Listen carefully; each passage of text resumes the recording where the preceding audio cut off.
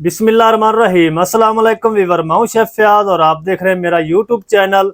तो पहले की तरह ही फिर एक नई रेसिपी लेकर आपकी खिदमत में हाजिर हो गया हूं। आज हम बनाएंगे देगी स्टाइल आलू गोश्त बनाना सिखाऊंगा।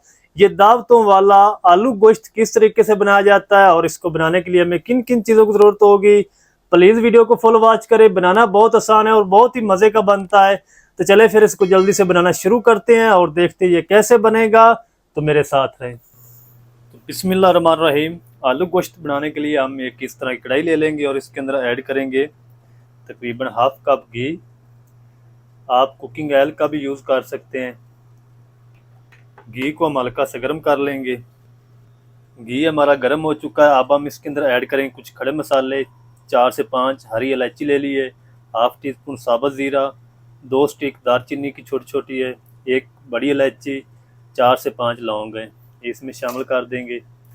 और इन खड़े मसालों को हम हल्का सा क्रैकल करेंगे ताकि इनकी जो प्यारी सी खुशबू है वो आनी शुरू हो जाए। तो खड़े मसालों को तकरीबन 30 सेकंड तक क्रैकल कर लिया। अब हम इसके अंदर ऐड कर देंगे 2 मीडियम साइज़ के प्याज। बिस्मिल्लाहिर्रहमानिर्रहीम। तो प्याज को गोल्डन ब्राउन कर लेंगे।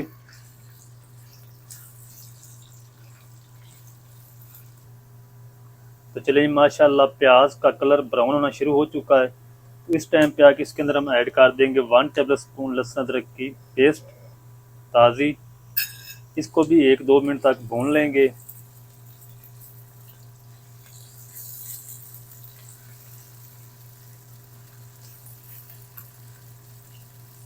लहसुन अदरक को भी तकरीबन 1 मिनट तक भून लिया है।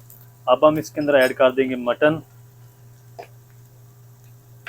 बिस्मिल्लाह।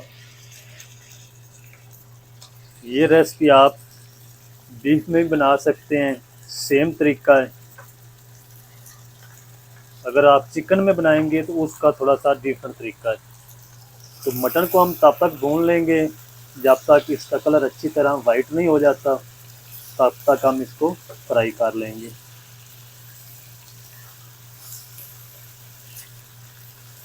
मटन की 4 से 5 मिनट अच्छी तरह बुनाई कर ली है। और अब हम इसमें ऐड कर देंगे कुछ मसाले। 1 टीस्पून भर के लाल मिर्च पाउडर ऐड करेंगे, 2 टीस्पून भर के धनिया पाउडर शामिल करेंगे, हाफ टी स्पून हल्दी पाउडर शामिल करेंगे, 1.5 टीस्पून हम इसमें नमक शामिल करेंगे। नमक और मिर्च आप अपने टेस्ट के हिसाब से ऐड कर सकते हैं। हाफ टी स्पून हम इसमें ऐड करेंगे पपरिका पाउडर, ये कलर के लिए है। और अब हम इसमें ऐड कर देंगे दही। 200 ग्राम दही है। और अब हम इन तमाम चीज़ों को अच्छी तरह भून लेंगे।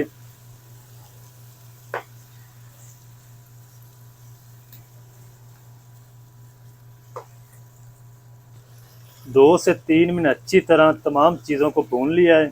और अब हम इसके अंदर ऐड करेंगे 3 मीडियम साइज़ के इस तरीके कटे हुए लाल टमाटर। तो लाल टमाटर को भी हम तब तक पका लेंगे जब तक ये अच्छी तरह सॉफ्ट नहीं हो जाते।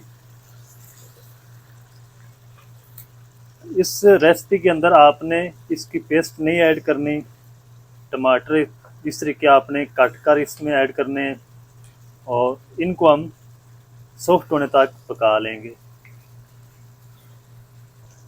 तो चलिए माशाल्लाह टमाटरों को भी अच्छी तरह सॉफ्ट कर लिया है। और इस टाइम तक जो टाइम लगा है इसको बनाने में तकरीबन 17 से 18 मिनट हो चुके हैं मुझे इसकी बुनाई करते हुए। और अब हम इसमें ऐड कर देंगे पानी। पानी हम इसके अंदर 1.5 गिलास ऐड करेंगे। अगर आप यही रेसिपी कुकर के अंदर बना रहे हैं ना, तो आपने पानी इसके अंदर 1.5 कप ऐड करना है और इसको प्रेशर देना है 20 मिनट। यानी विसल ऑन होने के बाद आपने 20 मिनट काउंट करना है। तो मैं कढ़ाई के अंदर बना रहा हूँ। तो बेसिकली ये जो रेसिपी है बगैर कुकर के बनाई जाती है, फिर इसके अंदर टेस्ट आता है। तो मैं इसको 40 से 45 मिनट तक कवर करके पकाऊंगा। तो अब हम इसको ऊपर से कवर कर देते हैं।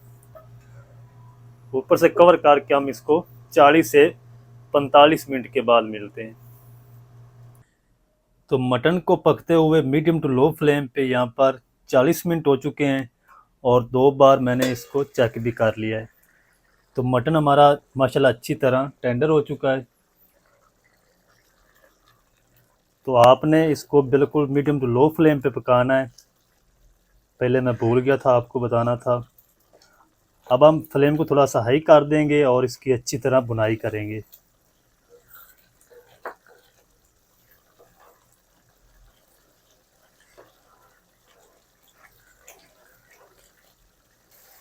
मटन की अच्छी तरह भुनाई कर ली फिर से, और जो घी हमारा वो अच्छी तरह सेपरेट होना शुरू हो चुका है। और इस टाइम पे आके इसके अंदर हम ऐड करेंगे आधा किलो आलू। थोड़े से मैंने बड़े पीस रखे हैं, आप चाहें तो छोटे भी कर सकते हैं।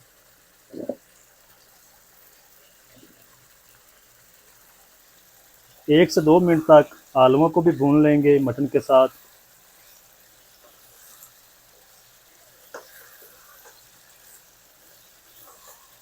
अगर आप फ़ौरन से आलू ऐड करने के बाद पानी ऐड कर देंगे तो आलू आपके जो हैं वो फीके फीके बनेंगे। तो आपने इसकी भुनाई करनी है अच्छे से आलूओं की।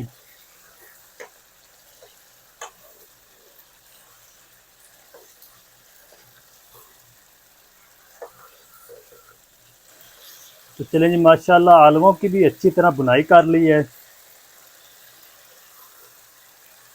और अब हम इसके अंदर ऐड करेंगे शोरबे के लिए पानी।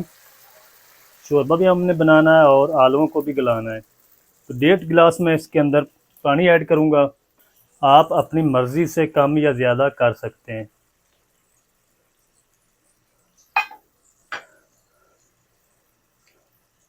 तो अब हम इसको कवर कर देंगे बिल्कुल दम वाली आंच पे 10 से 15 मिनट, ताकि आलू हमारे भी अच्छी तरह गल जाएं और शोरबा भी हमारा अच्छी तरह पक जाए। तो चलें जी, माशाल्लाह आलू ऐड करने के बाद इसको पकते हुए 15 मिनट हो चुके हैं और आलू भी हमारे माशाल्लाह अच्छी तरह गल चुके हैं। शोरबा भी हमारा अच्छी तरह सेट हो चुका है। तो अगर आपको शोरबा थोड़ा सा कम चाहिए तो इसको थोड़ा सा खुश्क कर लें। इस टाइम पे आके इसमें हम ऐड करेंगे हाफ़ टी स्पून गरम मसाला और 4 से 5 हरी मिर्च साबुत शामिल करेंगे डंडल के साथ, और इसको भी मिक्स कर लेंगे। तो माशाल्लाह बहुत ही प्यारी खुशबू आ रही है आलू गोश्त से। तो आप भी ज़रूर ट्राई करें, बहुत ही मज़े का लाजवाब बनता है। तो अब हम इसको ज़्यादा देर तक नहीं पकाएंगे, इसको कवर करेंगे और फ्लेम को ऑफ़ कर देंगे। 5 मिनट तक हम इस तरह इसको पड़ा रहने देंगे। उसके बाद मैं आपको दिखाता हूँ इसकी फाइनल लुक। चलें जी, बिस्मिल्लाह रहमान रहीम। तो माशाल्लाह अल्हम्दुलिल्लाह अल्हम्दुलिल्लाह, आलू गोश्त से माशाल्लाह इतनी प्यारी खुशबू आ रही कि आपकी पड़ोसन भी इंशाल्लाह आपसे पूछेगी कि आपके घर आज क्या बना है। बहुत ही मज़े का आलू गोश्त हमारा माशाल्लाह बनकर रेडी हुआ है। तो ये देखें और माशाल्लाह, तो आप भी ज़रूर ट्राई करें, बहुत ही मज़े का बनता है। इस टाइम पे आके इसके अंदर हम ऐड करेंगे थोड़ा सा ज़ीरा साबुत, बहुत ही प्यारी खुशबू लेकर आएगा।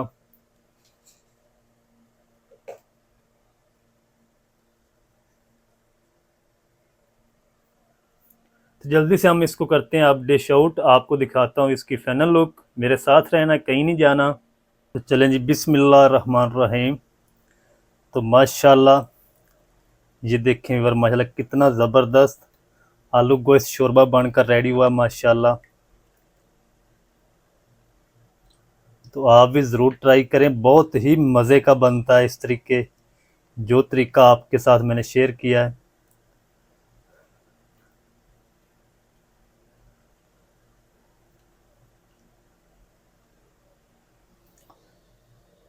तो माशाल्लाह जी ये देखें और कितना ज़बरदस्त आलू गोश्त हमारा माशाल्लाह बनकर रेडी हुआ है। तो आप भी ज़रूर ट्राई करें। वीडियो अच्छी लगे तो वीडियो को लाइक ज़रूर करना आपने।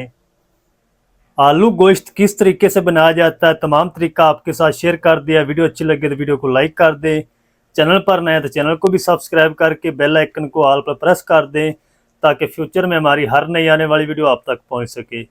मिलते हैं एक नई वीडियो के साथ, तब तक के लिए शेफ फयाद को दीजिए इजाज़त। दुआ में याद रखें। अल्लाह हाफिज़।